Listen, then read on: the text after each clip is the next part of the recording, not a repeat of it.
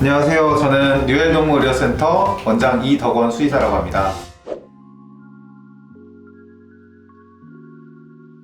저희 뉴엘동물의료센터는 항상 새롭게 발전하면서도 늘 반려동물을 사랑하는 마음으로 동물들을 진료하는 동물병원이고요. 저희 병원에서는 이제 아프지 않은 아이들이 아프기 전에 미리 문제점을 찾아주고 혹시 앞으로 생길 수 있는 그런 문제들을 미리 상담해주고 조언해줄 수 있는 동물병원입니다.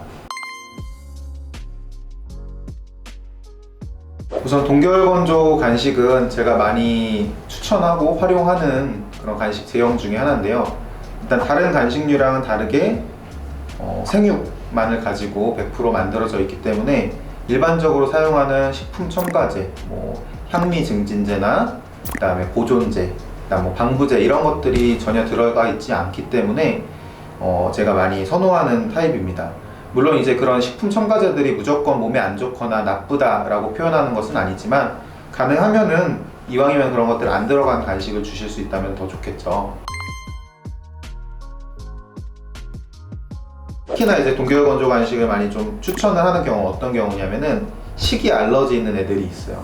그래서 식이 알러지가 있는 아이들은 알러지 사료를 꾸준히 급여를 한 다음에 그 알러지 사료를 먹고 나서 피부에 알러지나 그런 증상들이 없으면은 그 다음부터는 이제 먹을 수 있는 것들을 찾아 나가야 돼요. 이 아이는 닭고기 간식을 한번 추가를 해서 한 2주 동안 쭉 먹여본다. 그랬을 때 알러지 반응이 안 나타나면은 이 아이는 닭고기에는 알러지가 없겠구나 라고 판단을 하거든요.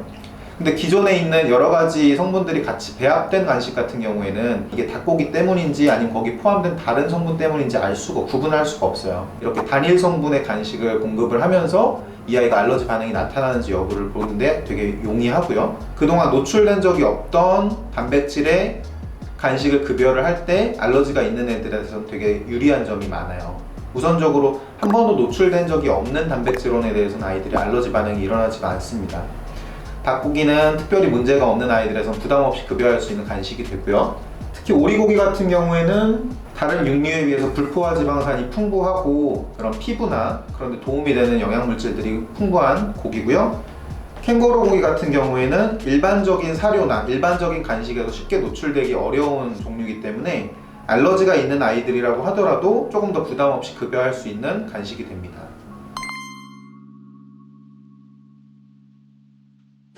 우선 저희가 건강상의 이유 때문에 육류를 과도하게 섭취를 하면 안 되는 환자들을 많이 볼 수가 있어요. 예를 들면은 신장이 안 좋다든지 간이 안 좋다든지 아니면은 보다 흔하게는 비만 때문에 고기를 섭취를 좀 조절을 해야 되는 환자들이 많이 있을 수 있는데 그런 경우에 이렇게 채소를 가지고 만들어진 간식들을 아이들이 잘 먹는다면 너무 좋겠죠.